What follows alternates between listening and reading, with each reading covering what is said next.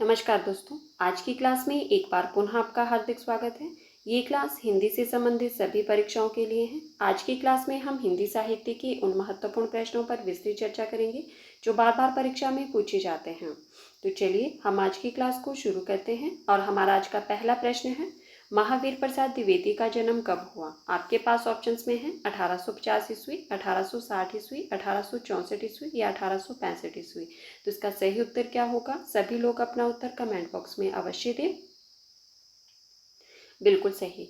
जिन साथियों ने option number 3 बताया है उनका उत्तर सही है। महावीर प्रसाद द्विवेदी जी का जन्म 1864 ईस्वी में हुआ था। कहाँ हुआ था? रायबरेली में हुआ था। ठीक है, कहाँ हुआ था? रायबरेली में हुआ था 1864 ईस्वी को। हमारा अगला प्रश्न है, निम्न में से मात्रिक समछंद नहीं है। आपके पास ऑप्शंस में है चौपाई, गीतिका, हरिगीतिका या उल्लाला। तो इसका सही उत्तर क्या होगा? बताइए, इनमें से मात्रिक समछंद कौन सा नहीं है, उसका चयन करना है आपको। बिल्कुल सही। जिन साथियों ने ऑप्शन नंबर 4 बताया है उनका उत्तर सही है। उल्लाला सममात्रिक छंद नहीं है। कैसा छंद है ये? अर्धसम मात्रिक छंद है। ठीक है, कैसा है? अर्धसम मात्रिक छंद है ये। बाकी ये तीनों छंद कैसे हैं? सममात्रिक छंद हैं। हमारा अगला प्रश्न है, भारतीय आर्य भाषा को कितने कालों में विभक्त किया गया है? आपके पास ऑप्शंस में है 6, 4, 3 या 2। तो इसका सही उत्तर क्या होगा? साथ में आपने उन कालों के नाम भी बताने हैं। बिल्कुल सही। जिन साथियों ने ऑप्शन नंबर 3 बताया है उनका उत्तर सही है। भारतीय आर्य भाषाओं को 3 कालों में विभक्त किया गया है। ये 3 काल कौन कौन से थे? प्राचीन भारतीय आर्य भाषा काल, मध्य भारतीय आर्य भाषा काल और आधुनिक भारतीय आर्य भाषा काल। ठीक है, हमारा अगला प्रश्न है, नई कविता के प्रतिमान के रचनाकार हैं। आपके पास ऑप्शंस में है रामस्वरूप चतुर्वेदी, लक्ष्मीकांत वर्मा, अशोक वाजपेयी या रामदर्श मिश्र। तो इसका सही उत्तर क्या होगा? बताइए, नई कविता के प्रतिमान के रचनाकार कौन है? बिल्कुल सही। जिन साथियों ने ऑप्शन नंबर 2 बताया है उनका उत्तर सही है। नई कविता के प्रतिमान के रचनाकार जो है वो लक्ष्मीकांत वर्मा जी हैं और यह रचना इनकी 1957 ईस्वी की है। ठीक है, इसी से मिलती जुलती एक अन्य रचना है कविता के नए प्रतिमान। कौन सी रचना है? कविता के नए प्रतिमान। बताइए, यह रचना किसकी है? कविता के नए प्रतिमान के रचनाकार कौन है? बिल्कुल सही। कविता के नए प्रतिमान किसकी है? डॉक्टर नामवर सिंह की है। किसकी है? डॉक्टर नामवर सिंह की है। ध्यान रखना है आपने। नई कविता के प्रतिमान लक्ष्मीकांत वर्मा की रचना है 1957 की और कविता के नए प्रतिमान डॉक्टर नामवर सिंह की रचना है। हमारा अगला प्रश्न है, भारत बंधु साप्ताहिक पत्रिका के संपादक कौन थे? आपके पास ऑप्शंस में है भारतेंदु, तोताराम, रुद्रदत्त या बलदेव प्रसाद। तो इसका सही उत्तर क्या होगा? बताइए, भारत बंधु जो कि साप्ताहिक पत्रिका थी, इसके संपादक कौन थे और यह पत्रिका कहाँ से निकलती थी? बिल्कुल सही। जिन साथियों ने ऑप्शन नंबर 2 बताया है उनका उत्तर सही है। भारत बंधु साप्ताहिक पत्रिका के संपादक तोताराम जी थे। ठीक है, कहाँ से निकलती थी और कब निकाली गई थी? 1876 ईस्वी में निकाली गई थी यह पत्रिका। कहाँ से? अलीगढ़ से। ठीक है, कहाँ से निकलती थी? अलीगढ़ से निकलती थी यह पत्रिका। हमारा अगला प्रश्न है, इनमें से कौन सा उपन्यास प्रेमचंद जी का नहीं है? आपके पास ऑप्शंस में है सेवा सदन, प्रेमाश्रय, रंगभूमि या देशद्रोही। तो इसका सही उत्तर क्या होगा? बताइए, कौन सा उपन्यास प्रेमचंद जी का नहीं है और साथ में फिर आपने ये बताना है कि यह उपन्यास किसका है। बिल्कुल सही। जिन साथियों ने ऑप्शन नंबर 4 बताया है उनका उत्तर सही है। देशद्रोही प्रेमचंद जी का उपन्यास नहीं है। किसका उपन्यास है ये? यशपाल जी का उपन्यास है। ठीक है, यशपाल जी का उपन्यास है 1943 ईस्वी का। बाकी ये तीनों उपन्यास किसके हैं? मुंशी प्रेमचंद जी के हैं। हमारा अगला प्रश्न है, हिंदी किस भाषा परिवार की भाषा है? आपके पास ऑप्शंस में है द्रविड़, चीनी तिब्बती, भारोपी या ऑस्ट्रिक। तो इसका सही उत्तर क्या होगा? बताइए हिंदी किस भाषा परिवार की भाषा है? बिल्कुल सही। जिन साथियों ने ऑप्शन नंबर 3 बताया है उनका उत्तर सही है। हिंदी भारोपी परिवार की भाषा है। हमारा अगला प्रश्न है, डॉक्टर बच्चन सिंह ने हिंदी की पहली कहानी किसे माना है? आपके पास ऑप्शंस में है प्लेग की चुड़ैल, 11 वर्ष का समय, प्रणयनी परिणय या एक टोकरी भर मिट्टी। तो इसका सही उत्तर क्या होगा? बताइए डॉक्टर बच्चन सिंह ने हिंदी की पहली कहानी किसे माना है? बिल्कुल सही। जिन साथियों ने ऑप्शन नंबर 3 बताया है उनका उत्तर सही है। प्रणयनी परिणय को डॉक्टर बच्चन सिंह ने हिंदी की पहली कहानी माना है।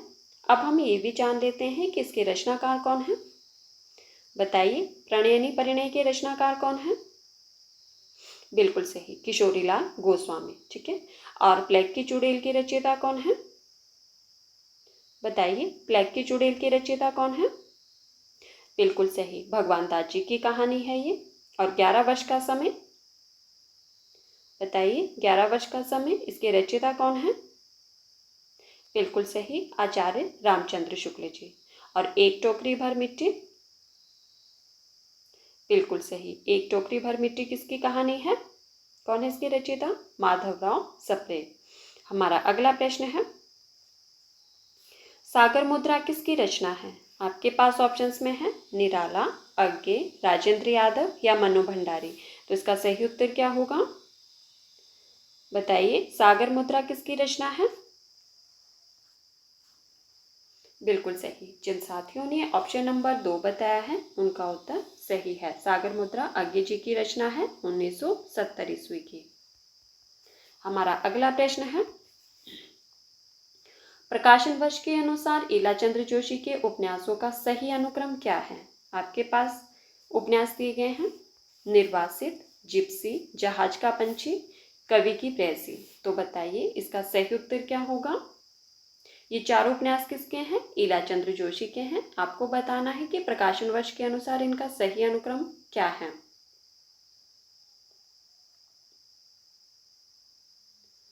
बिल्कुल सही। जिन साथियों ने ऑप्शन नंबर 1 बताया है उनका उत्तर सही है। ठीक है। निर्वासित ईलाचंद्र जोशी का 1946 ईस्वी का उपन्यास है। जिप्सी 1952 का है।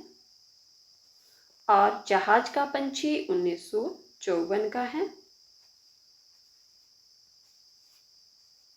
1954 का है। ठीक है। और कवि की प्रेयसी 1976 ईस्वी का उपन्यास है। तो हमारा सही उत्तर क्या हुआ? Option number 1। ठीक है।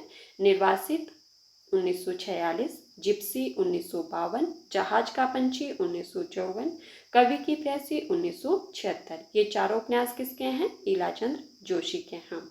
हमारा अगला प्रश्न है, निम्न में से तालव्य वर्णों का वर्ग कौन सा है? आपके पास ऑप्शंस में है प, ल, भ। ठीक है। ऑप्शन नंबर 2 में है क, स, म। और ऑप्शन नंबर 3 में है श, च, ई। और ऑप्शन नंबर 4 में है थ, ब और ल। तो बताइए इसका सही उत्तर क्या होगा? तालव्य वर्णों का वर्ग कौन सा है?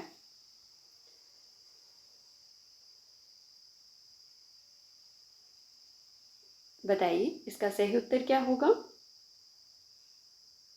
बिल्कुल सही। जिन साथियों ने ऑप्शन नंबर 3 बताया है उनका उत्तर सही है। ठीक है। श, च और ई ये कैसा वर्ग है? तालव्य वर्णों का वर्ग है। हमारा सही उत्तर है ऑप्शन नंबर 3। हमारा अगला प्रश्न है, सदाचार का ताबीज किस विधा की रचना है? आपके पास ऑप्शंस में है निबंध, संस्मरण, रेखाचित्र या कहानी। तो इसका सही उत्तर क्या होगा? बताइए सदाचार का ताबीज किस विधा की रचना है और इसके रचनाकार कौन है?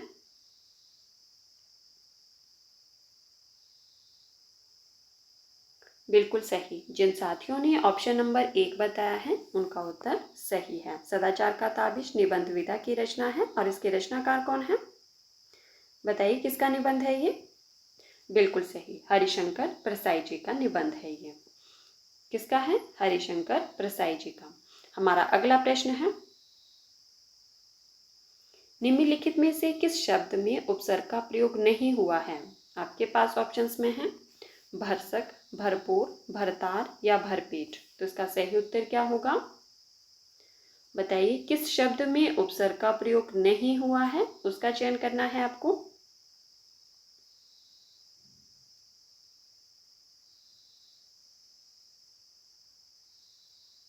बिल्कुल सही। जिन साथियों ने ऑप्शन नंबर 3 बताया है उनका उत्तर सही है। ठीक है, भरतार शब्द में जो है वो उपसर्ग का प्रयोग नहीं हुआ है, बाकी तीनों शब्दों में उपसर्ग का प्रयोग हुआ है। हमारा अगला प्रश्न है, अरस्तु का अनुकरण सिद्धांत में किसकी उपेक्षा मिलती है? प्रश्न है आपके पास कि जो अरस्तु का अनुकरण सिद्धांत है इसमें किसकी उपेक्षा मिलती है। आपके पास ऑप्शंस में है कवि कर्म की, कल्पना की, कवि की अंतश्चेतना की या कवि कौशल की। तो इसका सही उत्तर क्या होगा? बताइए अरस्तु का अनुकरण सिद्धांत में किसकी उपेक्षा मिलती है?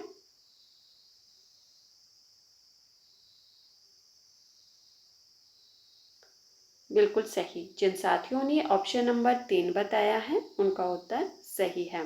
ठीक है, अरस्तु के अनुकरण सिद्धांत में कवि की अंतश्चेतना की उपेक्षा मिलती है। हमारा अगला प्रश्न है, साथियों जिन्होंने अभी तक वीडियो को लाइक नहीं किया है प्लीज़ वीडियो को लाइक कर दो, और जिन्होंने अभी तक वीडियो को शेयर नहीं किया है प्लीज़ वीडियो को भी शेयर कर दीजिए। हमारा अगला प्रश्न है, सर्वेश्वर दयाल सक्सेना की नाट्य कृति कौन सी है? आपके पास ऑप्शंस में है अंधों का हाथी, तिलचट्टा, शुतुरमुर्ग या बकरी। तो इसका सही उत्तर क्या होगा? बताइए इनमें से सर्वेश्वर दयाल सक्सेना की नाट्य कृति कौन सी है?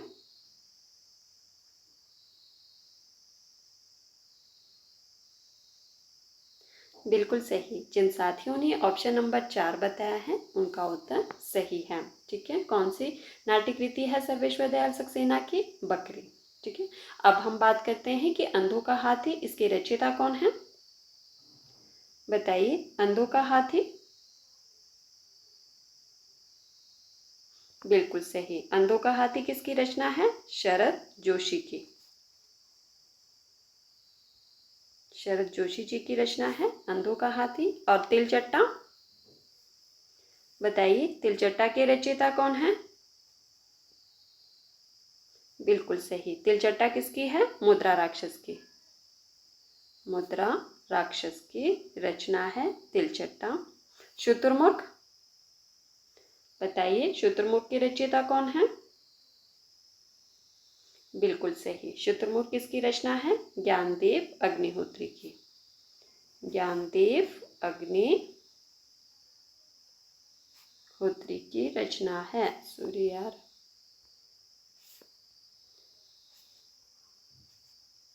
अग्निहोत्री की रचना है शुतुरमुर्ग, और बकरी है सर्वेश्वर दयाल सक्सेना की। ठीक है, अंधों का हाथी शरद जोशी की रचना है, तिलचट्टा मुद्रा राक्षस की रचना है, शुतुरमुर्ग ज्ञानदेव अग्निहोत्री जी की रचना है, और बकरी सर्वेश्वर दयाल सक्सेना की रचना है। तो साथियों ये थे आज के हमारे कुछ महत्वपूर्ण प्रश्न जिन पर हमने चर्चा की। अगर आपको क्लास पसंद आए तो प्लीज़ वीडियो को लाइक कर देना और वीडियो को ज़्यादा से ज़्यादा शेयर भी कर देना। जो साथी पहली बार चैनल पर आए हैं प्लीज़ चैनल को सब्सक्राइब कर देना, बेल आइकन को प्रेस कर देना ताकि आने वाली हर वीडियो की नोटिफिकेशन सबसे पहले आप तक पहुंचे। और मुझे कमेंट करके ज़रूर बताना कि आज की क्लास में आपके कितने प्रश्न सही हुए। ठीक है, धन्यवाद। मिलते हैं अगली क्लास में।